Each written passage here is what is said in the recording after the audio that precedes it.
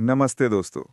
क्या कभी ऐसा हुआ है कि आप अपना फ़ोन सिर्फ टाइम देखने के लिए उठाते हैं और 30 मिनट बाद पाते हैं कि आप रील्स स्क्रॉल कर रहे हैं?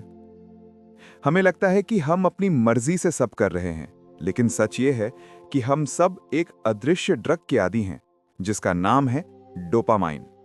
जी हाँ, आज हम बात कर रहे हैं उस किताब की जो आपको 21वीं सदी की इस लत से आज़ादी दिला सकती है। ये है डोपामाइन डिटॉक्स। हमारा दिमाग लगातार आसान खुशी ढूंढ रहा है। एक नई नोटिफिकेशन, एक और स्वीट डिश, एक और यूट्यूब वीडियो। ये डोपामाइन की एक ओवरडोज है जिसने हमारे दिमाग के रिवॉर्ड सिस्टम को पूरी तरह से खराब कर दिया है। इसका निचोड़ यही है कि जब आप हर वक्त बड़ी बड़ी खुशियां लेते हैं तो आपका दिमाग छोटी असली खुशियों को महसूस करना भूल जाता है। तो चलिए अपने दिमाग के इस ओवरलोड को रीसेट करते हैं और अपना फोकस वापस लाते हैं। आजकल हमारे फोकस का हाल देखा है।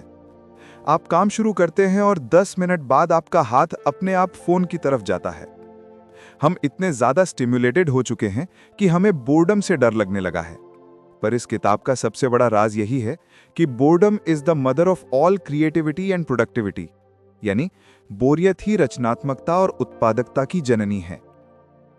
जब आप बोर होते हैं तभी आपका दिमाग असली काम करता है।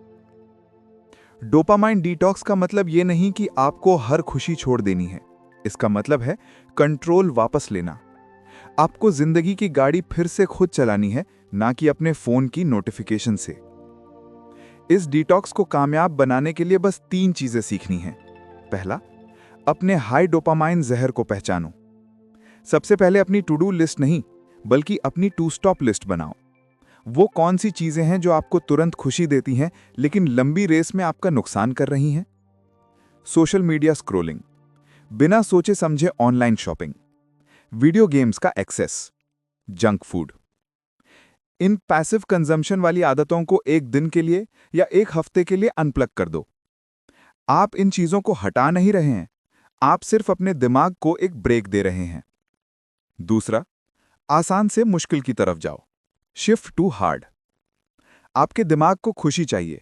डोपामाइन डिटॉक्स के दौरान आपको निष्क्रिय यानी पैसिव मनोरंजन को सक्रिय यानी एक्टिव और मुश्किल एक्टिविटीज से बदलना है। पैसिव यानी नेटफ्लिक्स देखना को एक्टिव यानी कोई मुश्किल किताब पढ़ना या गिटार बजाने से बदलो। इजी यानी खाना ऑर्डर करना को हार्ड यानी घर पर खाना बनाने से बदलो। जब आप कोई मुश्किल काम पूरा करते हैं तो खुशी और आत्मसंतुष्टि मिलती है। ये वो असली खुशी है, ना कि नकली डोपामाइन हिट। तीसरा, बोरियत को अपना दोस्त बनाओ। Embrace the boredom.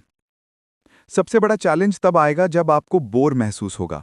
जब मन करे कि फोन उठा लूं, तो रुक जाओ। उस पल को सॉल्व करने की कोशिश मत करो, बस बैठो और उस खालीपन को महसूस करो। ये खालीपन ही वो जगह है जहां से नए विचार, गहरी सोच और असली फोकस बाहर आता है। याद रखो, आप जितना ज्यादा छोटी छोटी चीजों की वैल्यू करना शुरू करेंगे, उतना ही कम आपको बड़ी चीजों की लत लगेगी। शुरुआत आज अपनी टू स्टॉप लिस्ट बनाकर करो।